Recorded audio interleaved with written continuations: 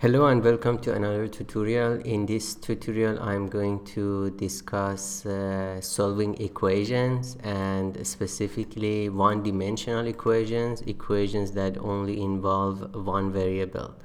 And my focus is going to be on the real solutions, basically the solutions that are real numbers.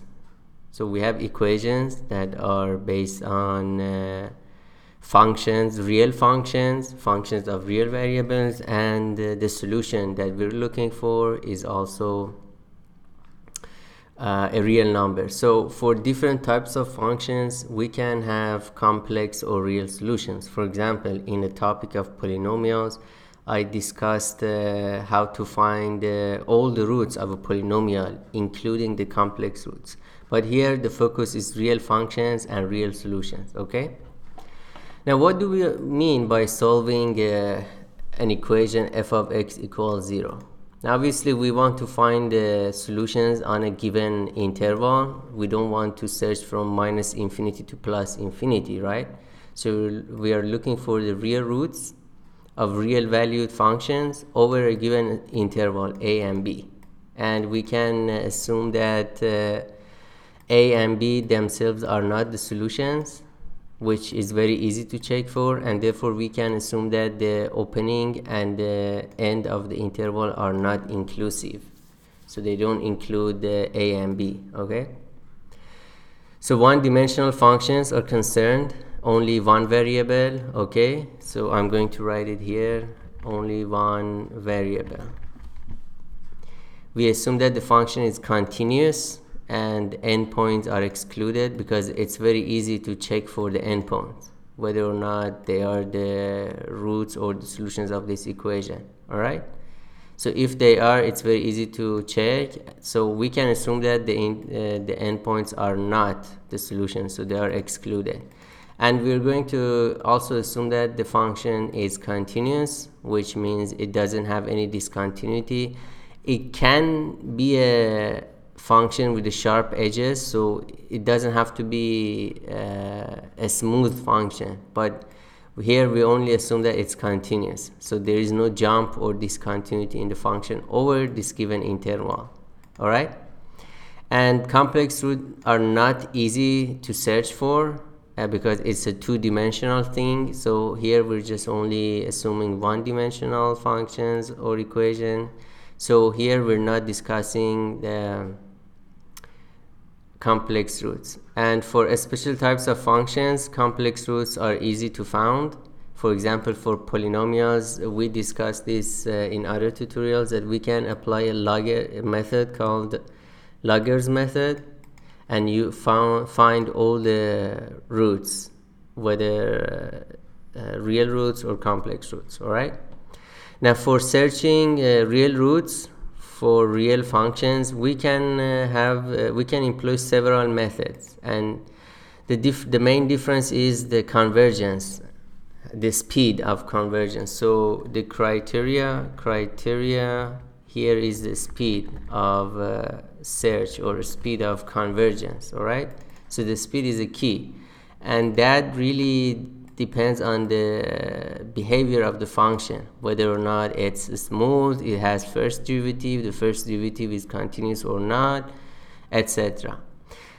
Now we start with the general lemma of root bracketing. So this is a term that you might hear a lot when we're talking about the finding solutions, real solutions of a real equation. Root bracketing, and in simple terms it means you take an interval. So if this is a plot of the continuous function over the given interval, we can start with some initial guess and try to bring that guess to as close as possible to the actual root. Now obviously we're talking about computer methods, numerical methods. So in computer we have limited digits of accuracy, so we can never get the exact solution unless the equation is very simple, like x minus 1 equals 0. So the solution, if the solution has analytic solutions, so if the equation has analytic solutions, then yes, we can get the exact value. But if not, then we have to start with an initial guess and try to bring it numerically as close as possible to the root, the exact value. And there are different ways to estimate the error, right? So we have some search interval, which is called the root bracket, and then we try to look into the points inside the search interval and try to make it smaller and smaller around the root until the length of the interval is so small that even the beginning or end or any point inside the interval is closer to the root than the error that we're going to tolerate. Okay, so the general lemma of root bracketing assumes only a continuous function, so the only condition on the function is continuous. But it's a very weak thing because it doesn't guarantee the existence of root. And then based on this, we can develop a method called bisection method. That's the very basic method, and you just divide the interval into halves and then search in each half until you get arbitrarily close to the root. And we can enhance this bisection method and have Brent's method, so that's more like an enhancement to the bisection. And then we have Newton's method or Newton-Raphson's method. So this method, Newton's method, has a kind of faster convergence than the bisection and Brent, but it has the assumption of the existence of derivative f prime of x. So if the function is smooth but its derivative is not defined over the interval, or basically f prime is discontinuous, then Newton's method is not guaranteed to work. All right. Now Newton-Raphson's method enhances the original Newton's method, and there are other methods that basically generalize all these methods, which is one of them is a generalized Taylor method, and that's based on the Taylor series, Taylor expansion of the function. And if you recall, we discussed the concept of Taylor expansion of a function, and basically Taylor expansion gives you a polynomial of some degree, and if you're expanding around a specific point, that polynomial approximates the function in a neighborhood of that point. All right, so let's start by looking at this Wikipedia page. I'm just reading the text from this page. It's called root finding algorithm. So if you go to Wikipedia and search for root finding algorithm, you can find this page. Now, to quickly go through it, it says in mathematics and computing, a root finding algorithm is an algorithm for finding roots of continuous functions. So we're dealing with continuous functions. That's the first keyword. A root of a function f from the real numbers to real numbers. So f could be real, the input is real number, the output is real number, or from the complex numbers to complex numbers. So the input, the variable could be a complex number, and the function could also return a complex number. Is a number x such that f of x equals 0. All right. Now 0 could be a real number or complex number. As generally, the roots of a function cannot be computed exactly, all right, unless we already know that the equation has analytic solution, nor expressed in closed form. Root finding algorithms provide approximations to roots, expressed either as floating point numbers or as small isolating intervals, or disks for complex roots. An interval or disk output being equivalent to an approximate output together with an error bound. Solving an equation f of x equals g of x is the same as finding the roots. So solving a general equation with expressions on both sides, it's equivalent to finding the roots of a function f of x minus g of x. This is very basic and trivial. Thus, root finding algorithms allow solving any equation defined by continuous functions, right? However, most root finding algorithms do not guarantee, so I'm going to highlight this, do not guarantee that they will find all the roots, and we will see, especially for the first method or most of the methods. For example, we look at bisection method. It just only can find one root at a time depending on the initial starting search interval. So most root finding algorithms do not guarantee that they will find all the roots. In particular, if such an algorithm does not find any root, that does not mean that no root exists. So even the algorithm fails to converge or find a root, that doesn't mean that the function doesn't have a root on that interval. Most of the time, it means that our initial guess was wrong, or our initial search interval was not correct. Okay? So in most of these algorithms, if your initial guess is not close enough to the root, you probably don't get a convergence and the algorithm fails. So you have to start with a close enough approximation and then push it towards the root and make it arbitrarily close. That's the whole idea of root finding. Most numerical root finding methods use iteration, and we will see that. For example, recursive algorithm, which is the whole point of doing bisectional search or binary search for the root, is based on recursion, producing a sequence of numbers that hopefully converge towards the root as a limit. All right? And we discussed the numeric sequences and what it means when we say that the limit of a sequence, the meaning of the limit of the sequence, and what it means to have a sequence converge to a number.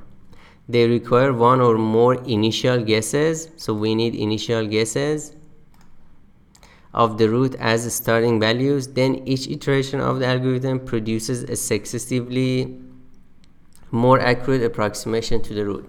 So we start with the initial guess, and the algorithm tries to push it based on the behavior of the function, push it as close to the root as possible. Since the iteration must be stopped at some point, these methods produce an approximation to the root, not an exact solution. Many methods compute subsequent values by evaluating an auxiliary function on the preceding values.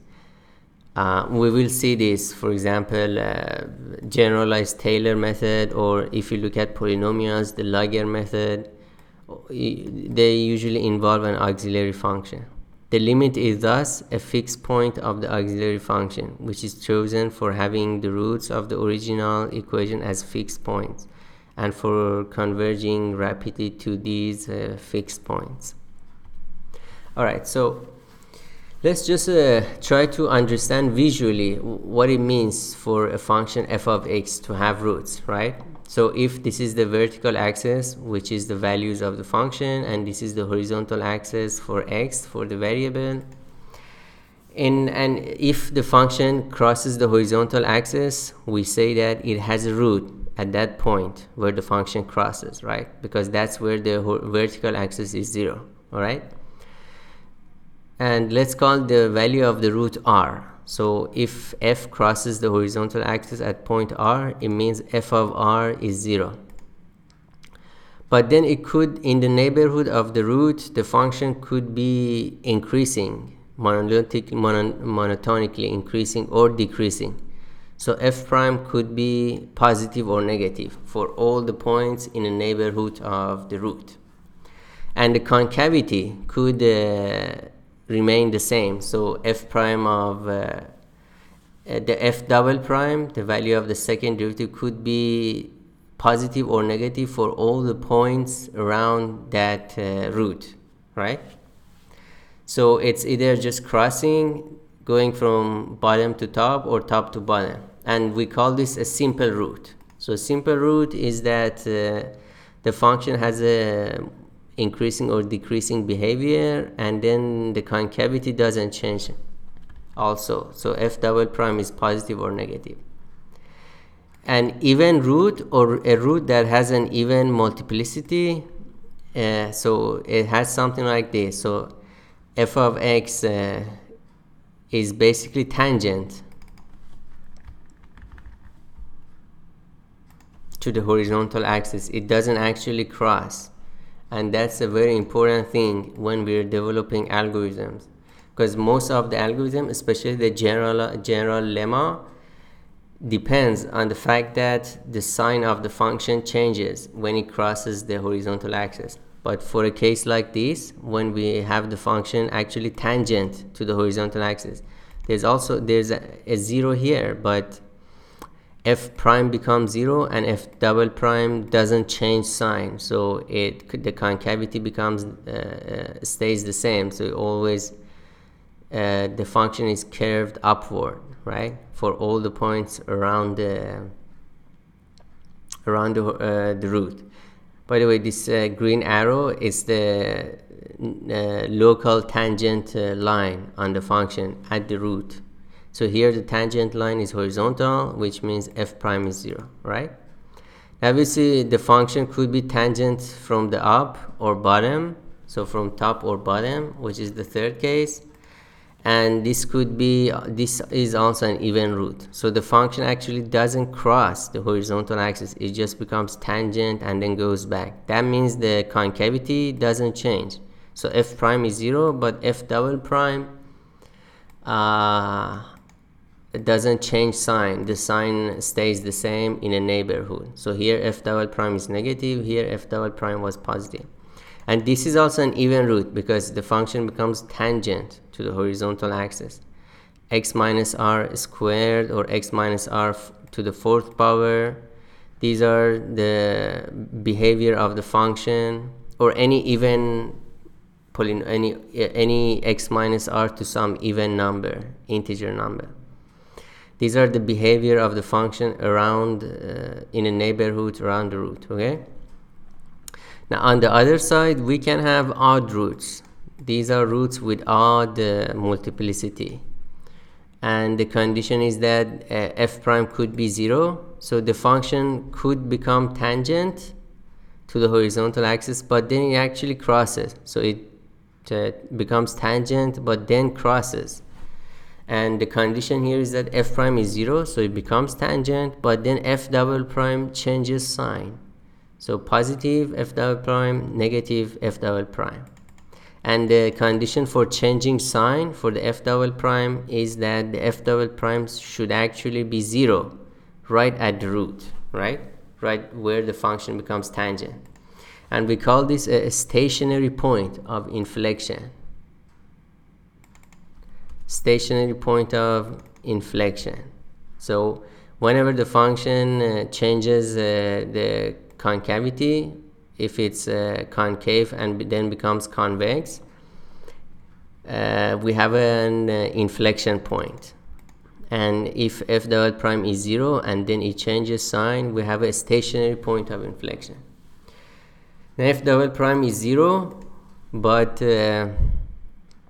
the function doesn't become tangent. So f double prime is 0 and then it changes sign. So we have an inflection point right at the root, but f prime is not 0, so the function is not tangent. So we still end up with a simple root. So the behavior of the function is still a simple root, x minus r. Alright? So if you have x minus r cubed or x minus r to the fifth power, then f prime should be 0 at the root. So which means we have a stationary point. So the only way that we don't have a stationary point is that the inflection point is non-stationary with x minus r to the first power. Okay. So what is the general lemma? F of x equals 0. Consider a continuous function f of x over the interval a and b, and a and b are not included because it's very easy to check whether or not these are actually the roots. So if the value of the function at the beginning and end of the interval changes sign, so f of a has a different sign than f of b, and remember the only condition on the f is the continuity. We're assuming that it's continuous over the entire interval. If f of a times f of b is 0, which means f has different signs at beginning at the end, then f must have at least one root. So the existence of one root is guaranteed. F could have more than one root, but it's not guaranteed that we can find them. The only thing that we can confer from this the fact that fa times fb is negative is that we must have at least one root in this interval. All right, and you can look at this case. For example, here f crosses the horizontal axis, so the root is here, and f of a is negative, f of b is positive, right? So in a neighborhood around the root, the function is increasing, and then we have one root here. Now obviously the function could go up, come down, and then go up again. It could have 2 or 3 roots, but the only thing that we can say with absolute certainty is that we at least have one root. We don't know if I have more than one root or not. All right, so the exact number of roots is not guaranteed. We don't know how many roots is not guaranteed.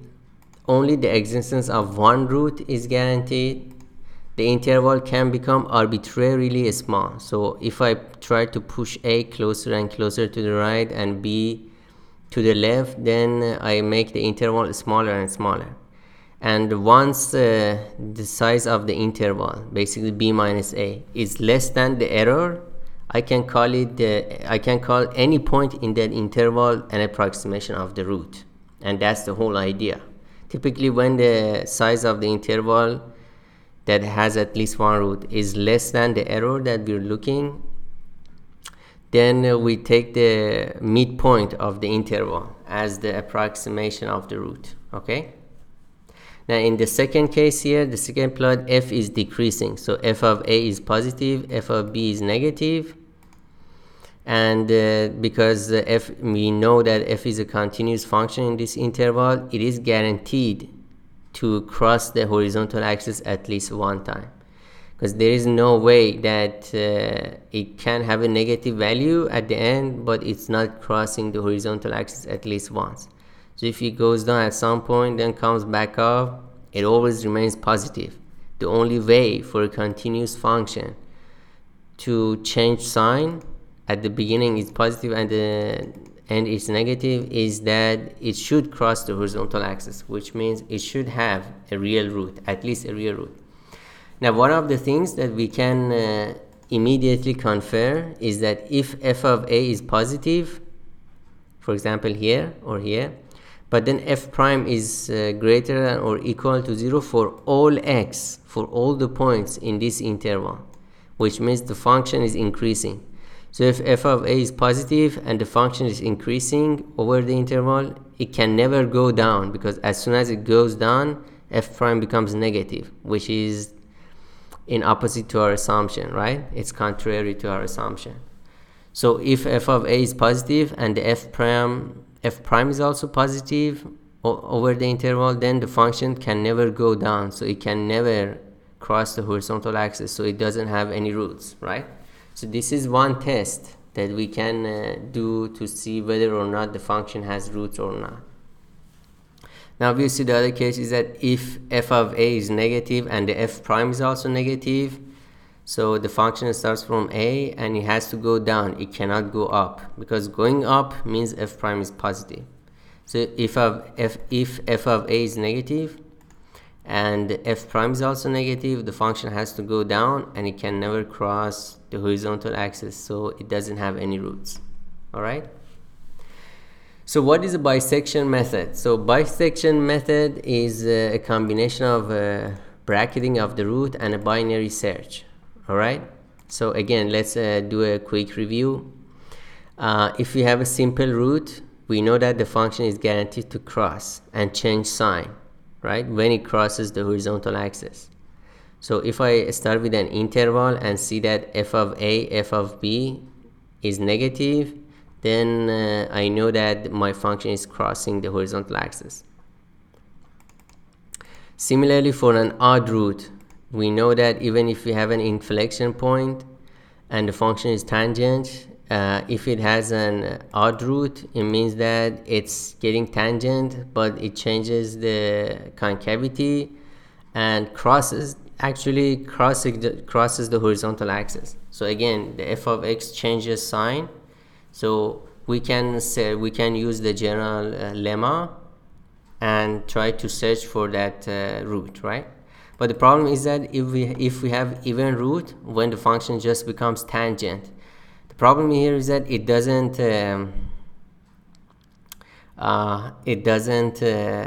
cross the horizontal axis, so the sign of the function doesn't change. So it doesn't matter how small the interval is, f of a times f of b is always positive here.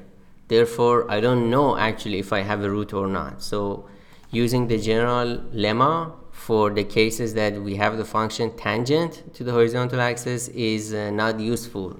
We cannot do a search and find the root. All right. This was the initial introduction to the root finding. In the next video, I'll continue with the bisection method and try to implement it in Java. Thank you for watching, and I'll see you in the next video.